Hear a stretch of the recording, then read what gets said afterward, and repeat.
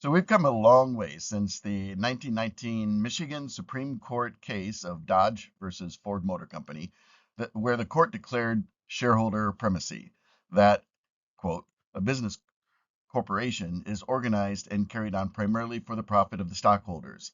And the ruling went on to say that the powers of the directors are to be employed for that end.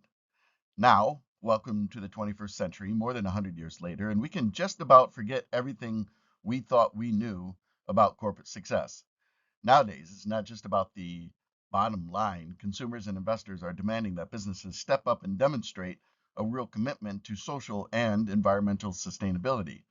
But I find it a fascinating question. Why would a company willingly take on these extra burdens beyond just its profit mandate? Is it just good PR, or is there a deeper, more profitable reason for that? So the discussion today dives into the forces behind this shift in business strategy. So to begin with, let's acknowledge that a fundamental shift in expectations has been underway for at least several decades. There is an increasing demand for companies to demonstrate a genuine commitment to social and environmental responsibility. This focus isn't just a fleeting trend; it's a profound redefinition of what we consider to be corporate success. But why would a company willingly go beyond its traditional profit-making mandate? And what are the inherent challenges and potential rewards of integrating purpose into core business models? So again, I find this topic fascinating, and I think that fundamentally it speaks to the question of value. In other words, the term value is often described in terms of money, and fair enough, it's the exchange of money that enables the purchase of things that we value.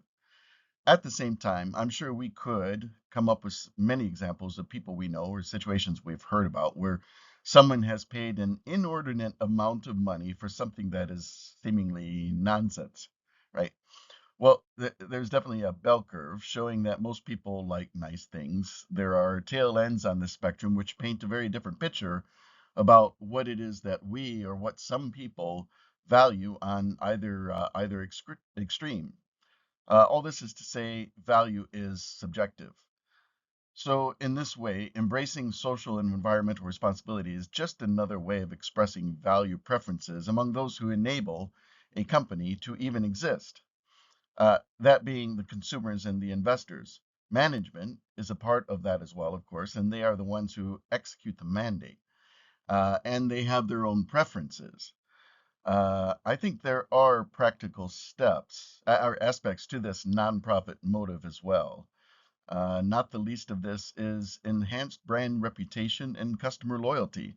So, research consistently shows that consumers are willing to pay more for sustainable products and are more likely to support businesses that align with their values. So, this effect is not limited to consumers, employees, and the ability to attract top talent is also fundamentally important to the social mandate. The workforce is increasingly seeking purpose and social impact in their work. Companies with good CSR initiatives become more attractive employers, and engaged employees feel connected and are often more motivated, productive, and less likely to leave when they have this sense of connection, this sense of satisfaction that goes beyond just the day-to-day work. So I think along with being able to attract talent, doing good also attracts capital. Investors are increasingly factoring in ESG performance into their decision making, and good CSR signals good risk management as well as ethical operations, and along with that, lesser risk of ethical problems and overall greater potential for long-term sustainability. Another factor which is emerging as relevant is the potential operational efficiency and cost savings. So many socially responsible practices inherently lead to operational efficiencies and cost reductions. In that way, they are not ESG initiatives, but rather just good business. For example, reducing waste, improving energy efficiency, or optimizing supply chains. And these things not only benefit the environment, but also result in tangible cost savings on resources, utilities, and logistics, and things about an operation that cause the company to pay extra money. So saving that money, and I think there is yet another aspect to this, which brings to a company innovation and competitive advantage. So the pursuit of social environmental objectives often sparks innovation, which companies are forced to do something differently and under specific constraints. So companies can focus their resources on developing new eco-friendly products, sustainable materials, and more efficient processes. And this innovation creates new market opportunities and opportunities for differentiation. And in this way, we can see the convergence of building value through ESG and building value through profit. Ultimately, we've come full circle where the purpose of business is to create value, of which both ESG and financial results are a part. So while the benefits are clear, integrating purpose into business models while still delivering financial returns presents some challenges. So balancing profit with purpose. In this case, we mean navigating the tension between profit maximization and social objectives. Initial investments in sustainable practices or social programs may not yield immediate or ever financial returns. So they require a longer term strategic vision. And with that, patience. So there's also a resistance to cultural shifts. This includes internal resistance.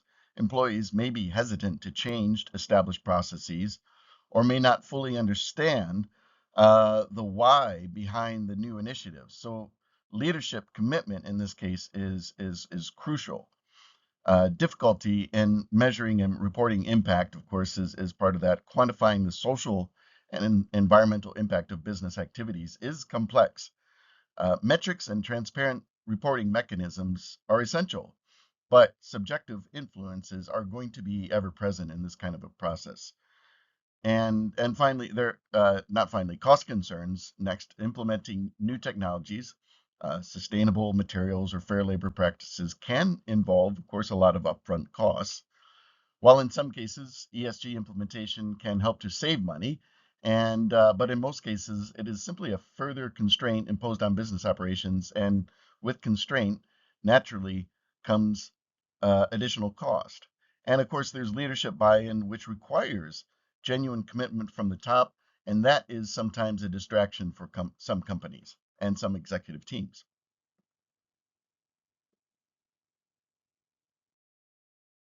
So while we can say that profit and social objectives are different sides of the same value coin, these different sides must be integrated to enable overall success of a company. So how can we do that? I think it must be acknowledged that these two are rarely complementary value builders. In other words, while they may be synergistic with respect to overall value, uh, must we assume fundamentally that achieving one frequently comes at some cost to the other? To a certain extent, I think so. But much like a well balanced diet, where some food is for vitamins and some food for health, some food for energy, but both together create a dinner which is satisfying and nutritious. So whether vitamins is the profit or the social well-being in this analogy, I think that's up to you. The point is, reaching satisfaction requires a combination that is well balanced to our end objective. So how do we find that balance? There are a few steps that senior business leaders can undertake. The first of these is to integrate CSR into core business strategy. So social and environmental responsibility should not be a separate add-on, but rather they must be both woven into the fundamental mission, vision, and strategic goals of the company.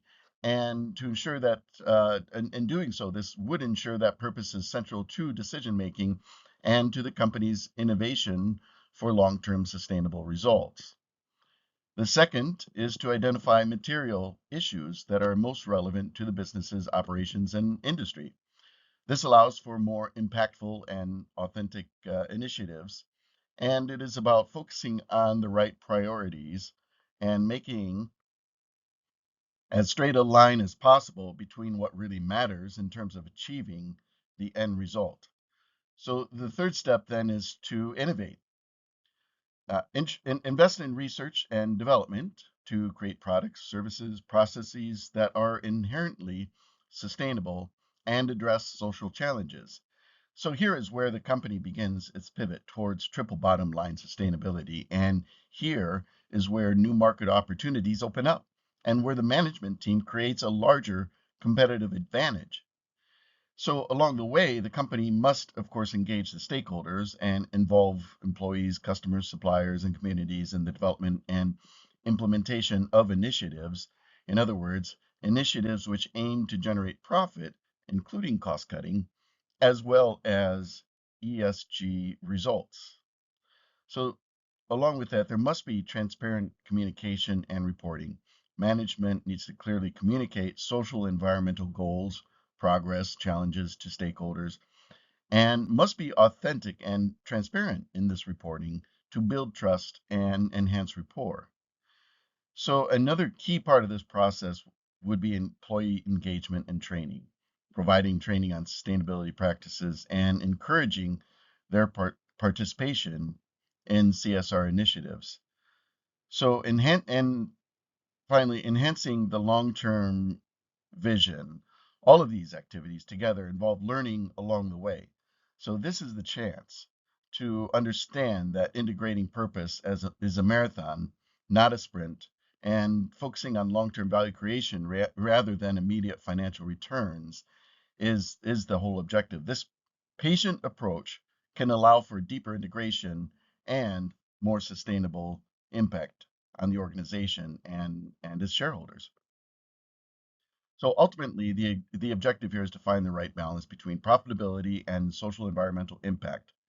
And here's how balance is key. I think in one sense, too much focus on profit generation at the expense of social environmental investment may imply a short-term focus on immediate profit, which would be achieved by cutting corners, exploiting labor, or ignoring community needs.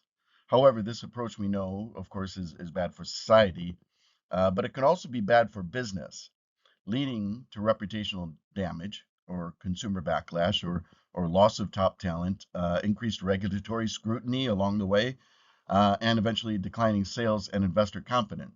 So in the short term, sure, go ahead and go for the profit, but in the long term, there could be consequences. And so on the other side of the spectrum, we can say too much focus on social environmental investment without sufficient profit generation, of course, implies the risk of focusing on social and environmental initiatives without a viable business model to actually support social and environmental objectives. So, without financial stability, any positive impact becomes fleeting, and society cedes financial control of the market demand to another company which may have no ESG conscience at all. So, in many ways, there is an obligation to be profitable and to do good. So the solution is to find the right balance. The maximum long-term business sustainability and impact are achieved when a company strategically integrates social and environmental investments in a way that also supports and enhances its core business model and profitability. So it's about creating shared value where doing good is intrinsically linked to doing well financially, allowing the company to thrive and continuously amplify its positive impact. So, is your company headed in the right direction? So, here are three questions to consider. Uh, Bring the management team into a casual Friday afternoon session and don't let them go to happy hour until there is at least a high level answer to these questions. Number one, which social and environmental issues are most relevant to the business core? And what are we doing to turn these into a competitive advantage? So that's the key part of this. This question helps, I think, to identify areas where purpose aligns with business strengths and can also lead to innovation or cost savings rather than just perceived add-ons in the ESG category. So it is a fundamental part of the business, its strategy, and how a company can differentiate itself. Second question is how can we engineer a business culture where every employee, from leadership to frontline staff, understands and is empowered to contribute to the balanced objectives? So, this question focuses on the internal aspect of transformation, recognizing that cultural buy in will be essential. So, essentially, is there cultural buy in across the organization?